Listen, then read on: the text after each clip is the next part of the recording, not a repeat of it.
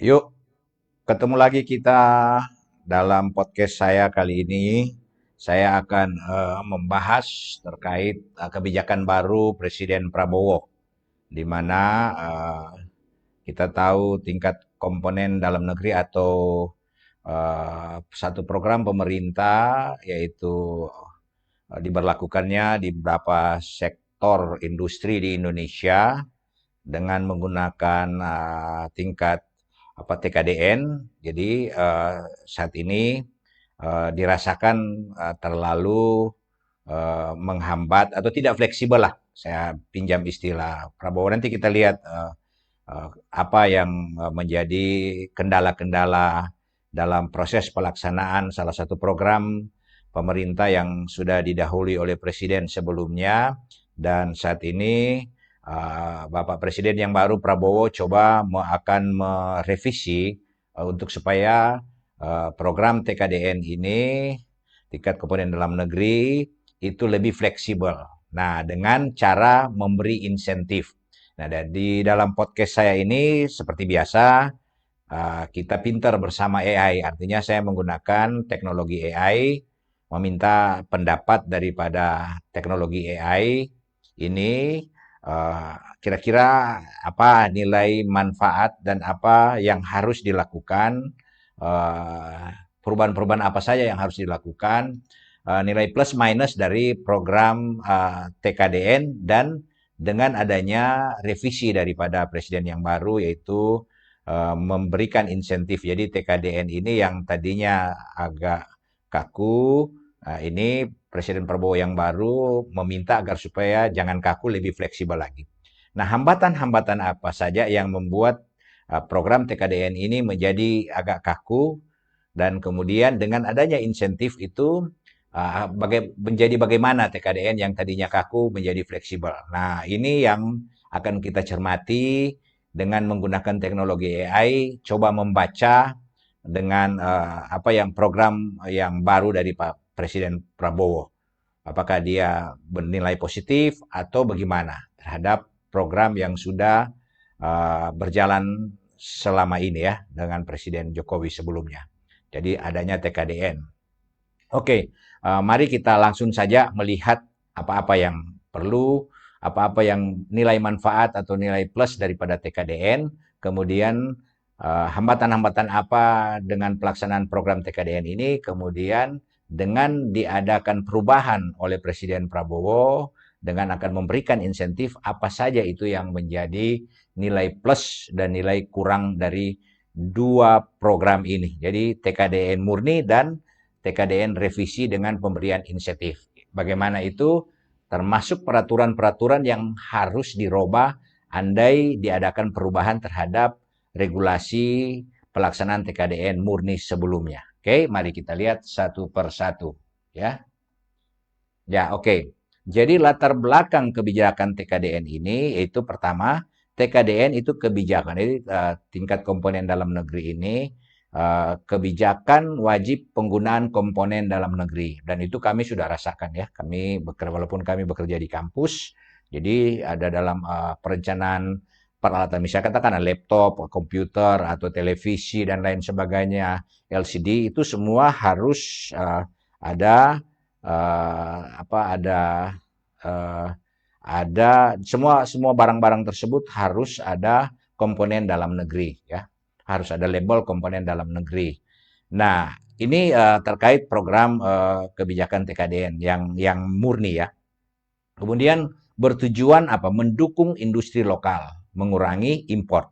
Jadi tujuan daripada penggunaan TKDN tingkat komponen dalam negeri ini yaitu bertujuan untuk mendukung industri lokal. Artinya ya sebisanya menggunakan semua komponen-komponen dari industri lokal. Seperti yang saya sebutkan contoh tadi, misalnya komputer ya, atau laptop ya, atau atau uh, televisi dan lain sebagainya. Itu tadi ada berapa macam, nanti kita lihat. Nah, program penggunaan industri lokal dengan mengasumsi mengurangi ketergantungan pada impor. Nah, itu diterapkan di sektor energi, telekomunikasi, pertahanan, kesehatan, dan lain-lain. Jadi TKDN ini berlaku di sektor energi, telekomunikasi, pertahanan, kesehatan, dan lain-lain. Nah, ini program TKDN yang sudah berjalan selama ini yang dirasakan masih agak kaku. Kita lihat juga berikut apa yang kita bisa lihat. Jadi tantangan TKDN di lapangan. Pada saat operasional TKDN sejak di launching oleh Presiden Jokowi, ini ada beberapa tantangan di lapangan. Pertama, satu, produk lokal belum selalu kompetitif. Jadi persoalan produk lokal ini belum selalu kompetitif ya. Itu satu. Kemudian biaya produksi bisa lebih tinggi. Jadi kalau kita paksakan menggunakan produk komponen dalam negeri, bisa saja biaya produksi itu jadi lebih tinggi dari misalnya kita import ya. Demikian juga yaitu tadinya dengan produk lokal ini berbandingkan dengan produk import bisa saja tidak kompetitif ya. Artinya lebih murah produk import daripada kita paksakan menggunakan produk dalam negeri. Kemudian administrasi TKDN dianggap memberatkan ya. Jadi administrasi TKDN dianggap memberatkan. Memang itu kami rasakan di lapangan ya pada saat kami membutuhkan spek yang spek laptop atau spek televisi yang misalnya katakanlah 40 inch atau berapa inci. Yang ada hanya merek tertentu dengan spek yang lebih di bawah yang tersedia di pasar. Sehingga terpaksa kami harus melakukan penyesuaian dengan spek yang tersedia di lapangan. Kalau tidak, tidak bisa diadakan ya pada waktu kita mau adakan belanja terkait peralatan elektronik ya.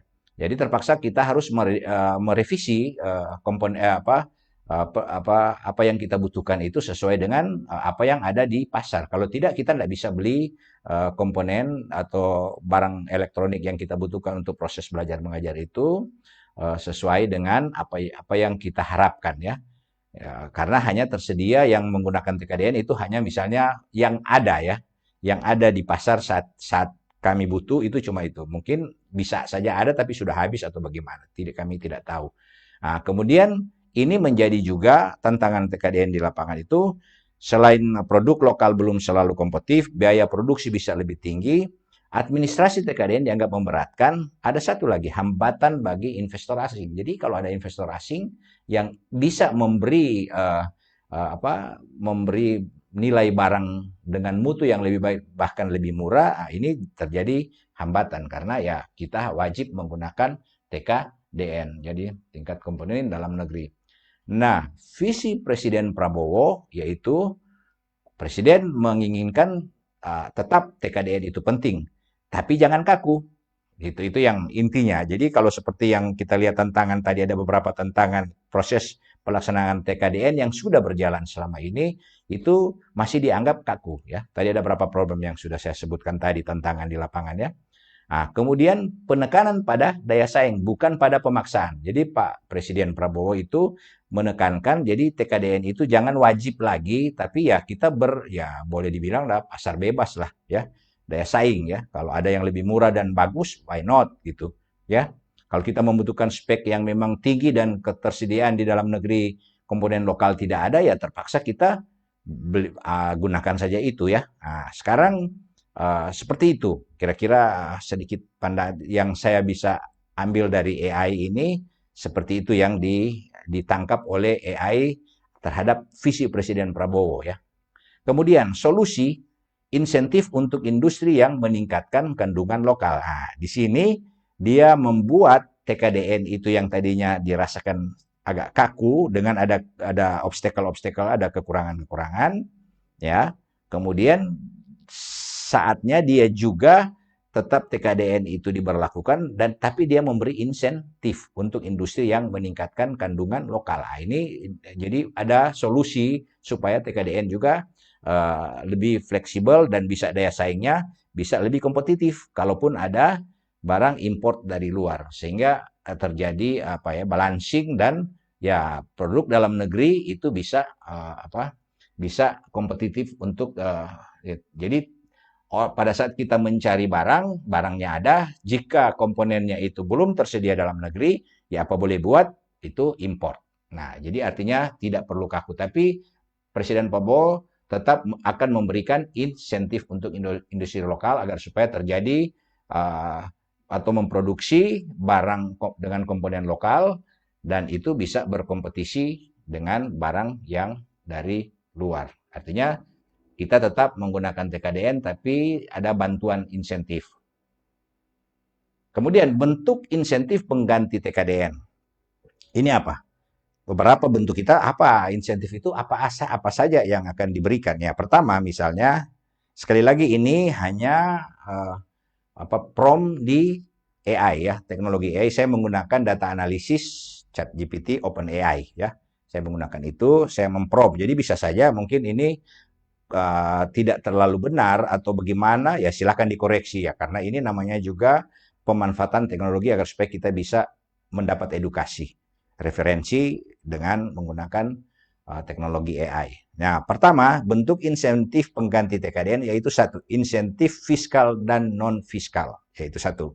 Kedua, subsidi untuk industri yang menggunakan komponen lokal. Jadi industri yang menggunakan komponen lokal, mau bikin laptop, mau bikin televisi, dan lain sebagainya yang menggunakan komponen lokal akan mendapat subsidi. Nah, soal bagaimana itu nanti belum ada penjabaran lebih lanjut. Tapi paling tidak ini akan menjadi perhatian untuk supaya TKDN ini tidak kaku. Kemudian ketiga, kemudahan pembiayaan dan pelatihan teknologi. Nah, jadi ada kemudahan pembiayaan untuk industri lokal, kemudian ada pelatihan ahli teknologi. Jadi artinya ya kalau ada komponen-komponen yang sumber daya manusianya kita belum mampu untuk membuat, maka itu akan ada insentif untuk supaya ada pelatihan dan jadi kita menjadi terampil. Dari belum terampil terhadap satu komponen tingkat komponen yang masih belum terampil, tenaganya SDM-nya belum ada di Indonesia, itu dilakukan pelatihan. Saya kira Cina juga seperti itu ya. Bahkan Cina dia merekrut ahli-ahli yang sudah punya pengalaman tinggi di pabrik-pabrik di luar negeri. Jadi aslinya tenaga ahli asing ya. Dan dia rekrut, kemudian tenaga asing ini yang ahli ini menjadi prime mover tenaga-tenaga ahli lokal sehingga terjadi alih teknologi yang begitu cepat ya. Misalnya kita kirim 10 ke luar negeri kan lebih baik kita ambil satu yang ahli dari luar negeri, misalnya membuat komponen chip lah, katakanlah chip daripada laptop ya, komponen chip daripada laptop.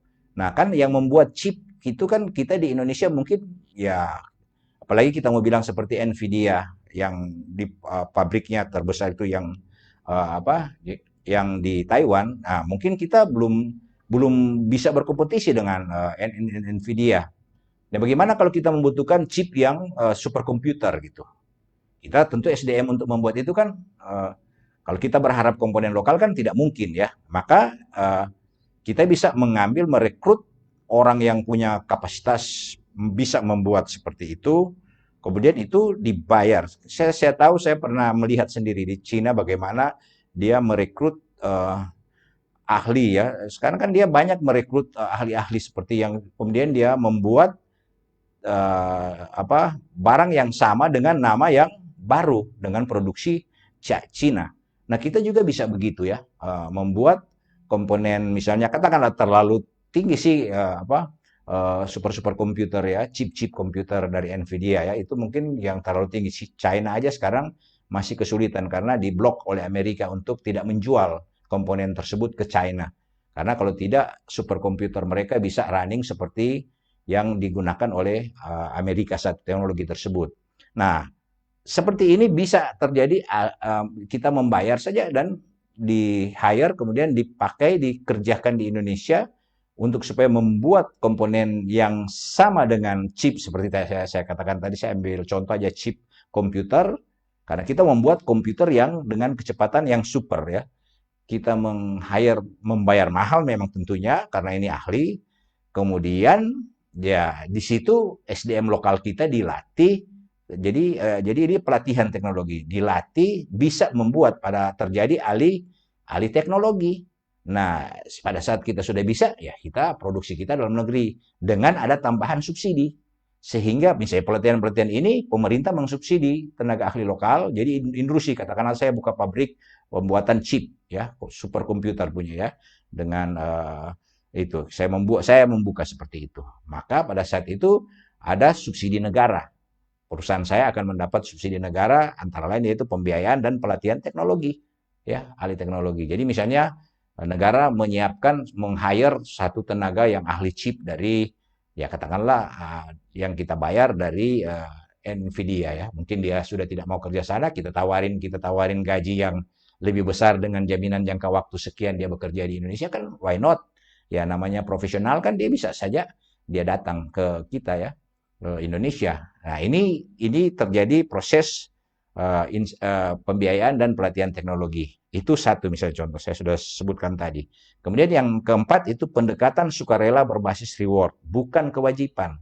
Nah, inilah yang presiden kita akan memberi kemudahan-kemudahan berupa insentif ini yang diberikan kepada industri lokal agar supaya bisa berkompetisi. Artinya pendekatannya bersifat sukarela, jadi berbasis reward.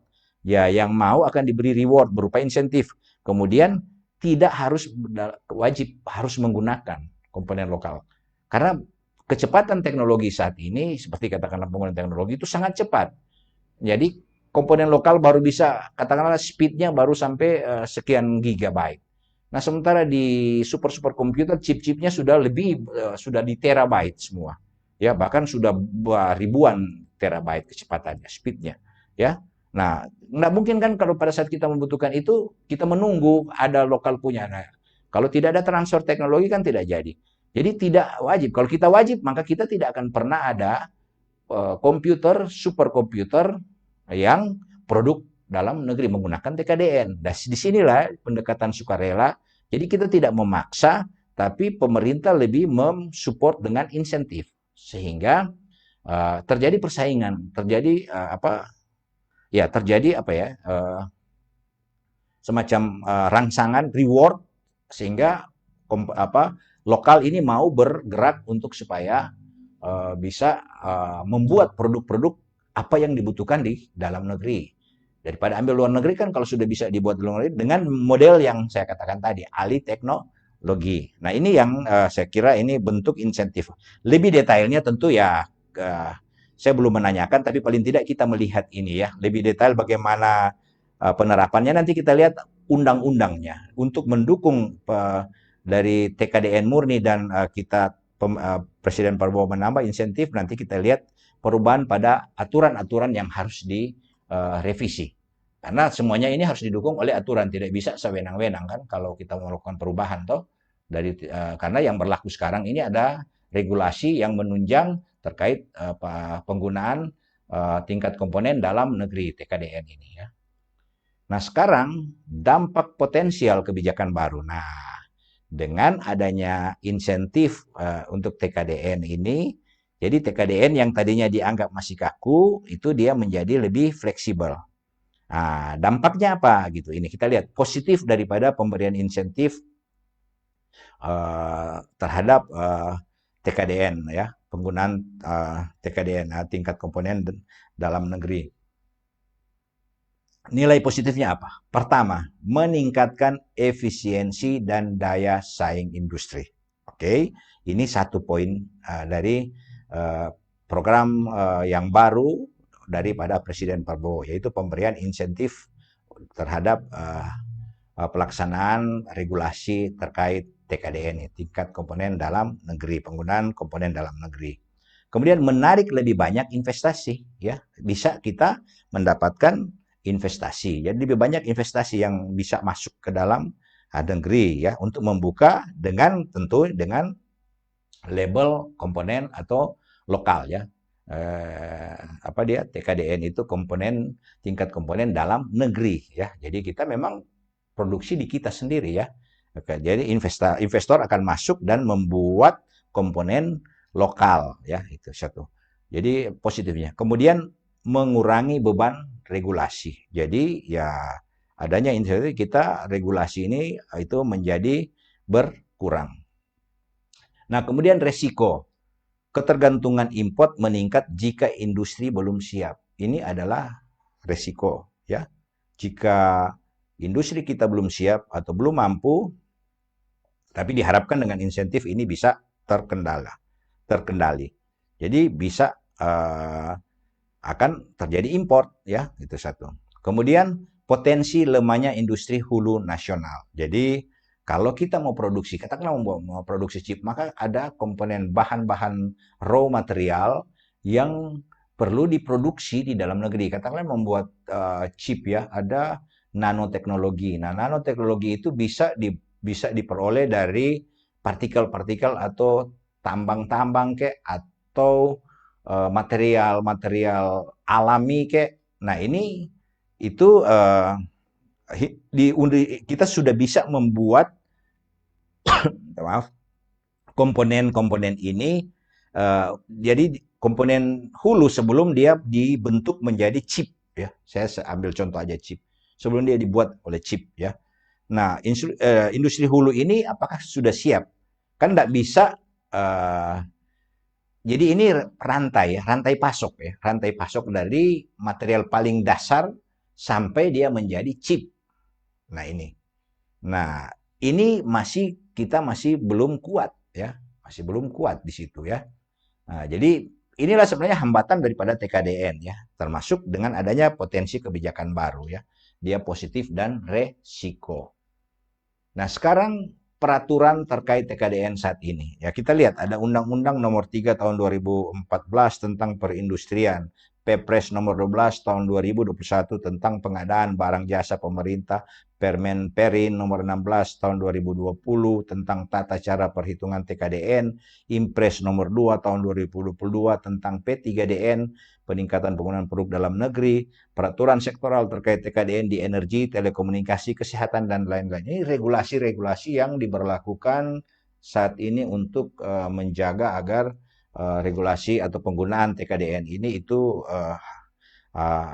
wajib dengan menggunakan aturan ini. Jadi yang tidak akan melanggar berarti yang tidak melaksanakan dia melanggar peraturan-peraturan yang ada.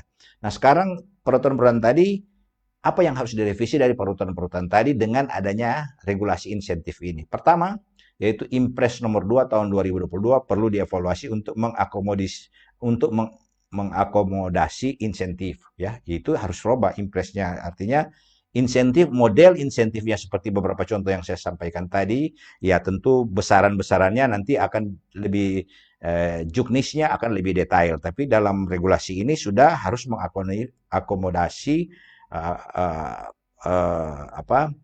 program insentif di dalam TKDN itu sendiri. Kemudian Permen Perin nomor 16 2020 perlu disesuaikan agar menghitung insentif bukan kewajiban. Nah, disinilah tadi yang TKDN bersifat kewajiban. Nah, dalam Permen Perin ini nomor 16, maka di sini harus dihitung lagi insentif. Jadi dia dari kewajiban bersifat sukarela dengan pemberian reward. Ya, inilah insentif ya. Itu perbedaan dengan TKDN. Jadi apa yang diatur di dalam harus TKDN ya harus TKDN, tidak ada tawar-menawar. Nah, sekarang dengan adanya insentif itu tidak menjadi kewajiban tapi lebih bersifat sukarela dan ada mendapat insentif adalah reward kan itu. Kemudian Perpres nomor 12 tahun 2021 bisa direvisi untuk memasukkan mekanisme insentif berbasis TKDN sukarela. Yaitu intinya TKDN yang insentif ini lebih sukarela, tidak wajib. Itu harus direvisi. Kemudian peraturan sektoral perlu fleksibilitas implementasi TKDN berbasis reward. Jadi perlu ada peraturan sektoral, perlu fleksibilitas implementasi TKDN yang berbasis reward. Jadi tentu ada reward bagi industri-industri lokal yang ingin memproduksi tingkat komponen dalam negeri ya, ada reward. Ini program yang baik daripada Presiden Prabowo ya, saya kira.